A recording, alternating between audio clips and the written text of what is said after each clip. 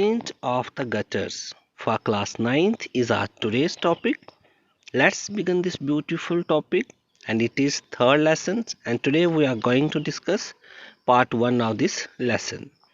Dear students, as you know, this personality needs no introduction. She is born on 20 August 1910 and died in 5 September 1997. Let's begin this beautiful journey of this great personality with a discussion about the writer. Dear students, you know this beautiful story is written by Professor Nirja Mattu. She did MA English from Kashmir University and graduation from also Kashmir University from the same college where she served till retirement. She is one of the renowned personality of the Kashmir. Let's begin this beautiful journey with a text from the book. One of the greatest figures of the 20th century is a woman known all over the world as Mother Teresa. She did not hold any powerful position in politics or government, yet she ruled over the hearts and minds of countless number of people in almost every country. Dear students, she is such a great personality of 20th century who needs no introduction. She is known all over the world as Mother Teresa, and she is loved and liked by countless number of peoples. Countless number of people means the people whom we can't count.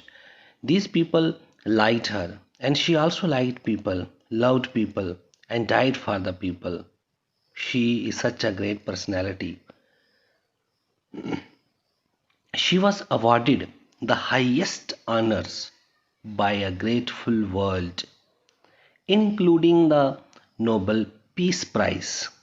Dear students, she was awarded a number of award was given to her, but she was also given a Nobel Peace Prize, which was given in the name of Alfred Nobel. And she worked for the society. Worked for the poor people. She lived with them and died with them. She's a great personality.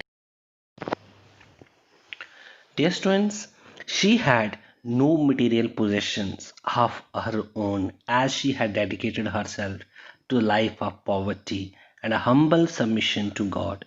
Yet the rich, the famous, and powerful flocked to her to become a part of her mission and to give a real meaning to their lives. Dear students, she is such a lady, she is such a woman who dedicated herself to a life of poverty and humble submission. She didn't gain any material possessions, but yet the people, rich, famous, always flocked to her to become a part of her mission. She is a great personality. You know, she didn't run behind the material things. But now the question rises in the mind, how did she acquire this stature? This is the biggest questions, that how she has acquired such a status, and countless number of people liked her, and she lived in the hearts and minds of the countless number of people. Let us trace the journey of saint of our times in order to find an answer to this question.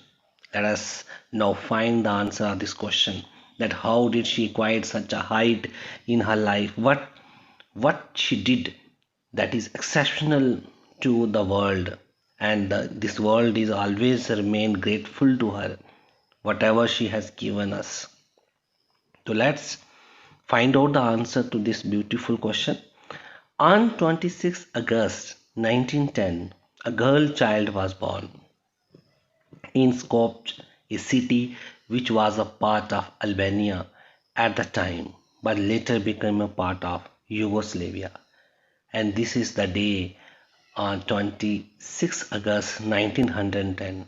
A girl child was born, and she, uh, you know, she was born in a city of Skopje, a city which was a part of Albania at that time, but later this became the part of Yugoslavia.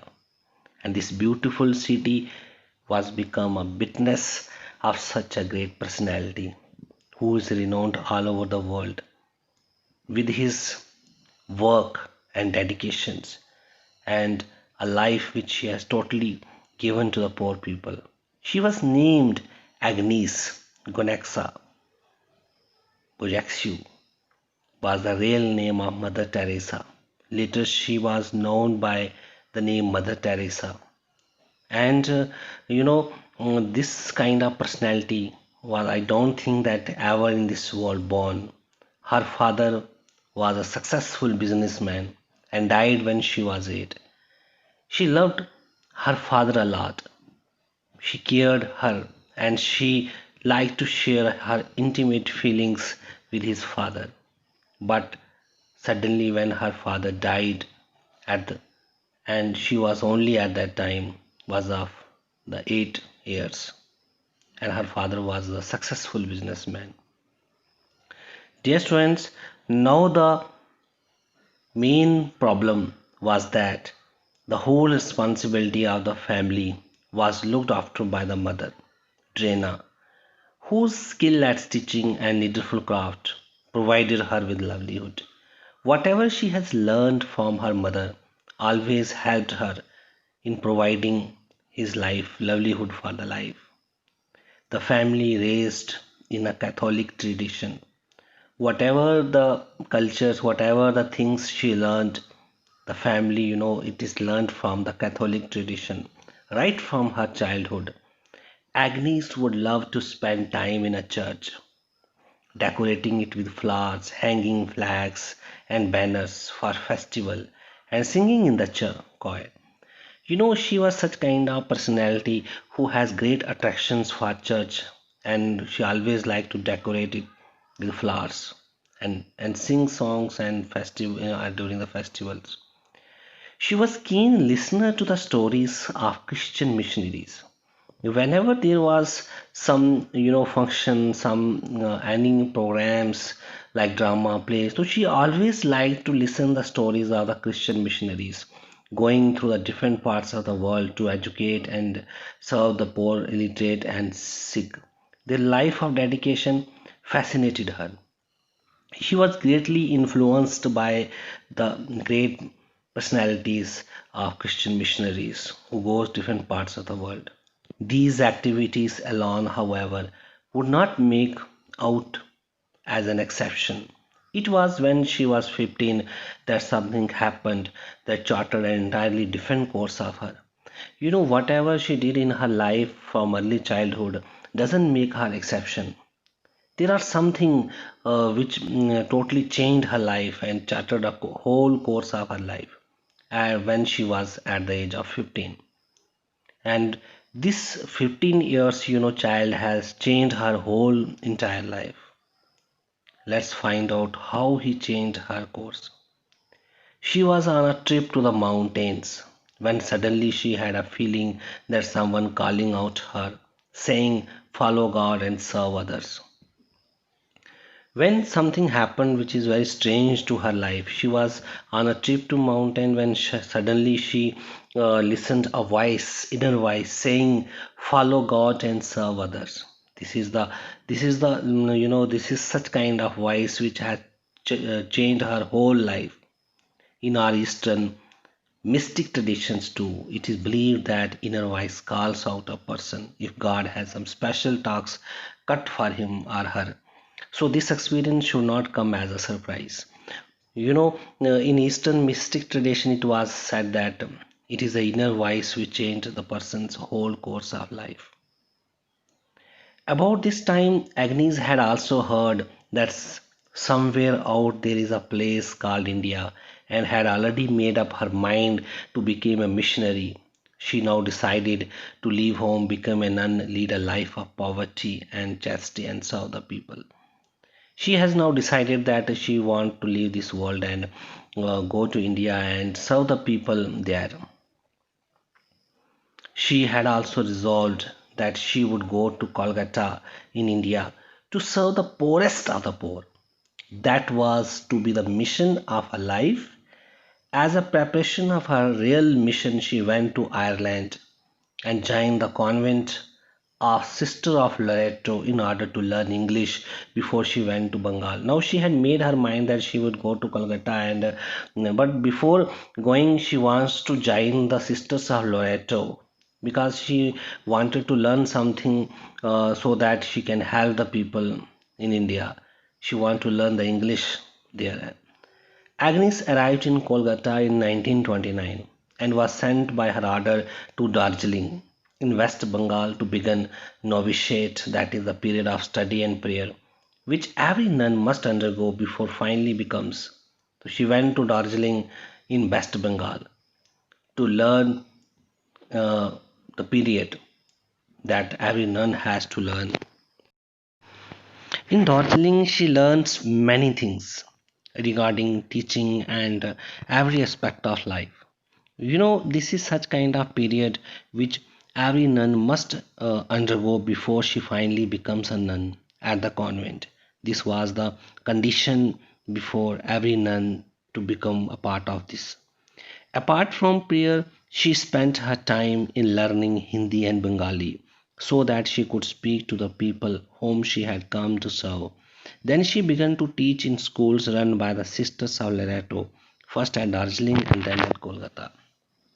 Dear students, this shows her keen interest that apart from prayer, whatever she is learning in Darjeeling, apart from that, she spent her time in learning Hindi and Bengali. This shows that how much she was interested to serve the people.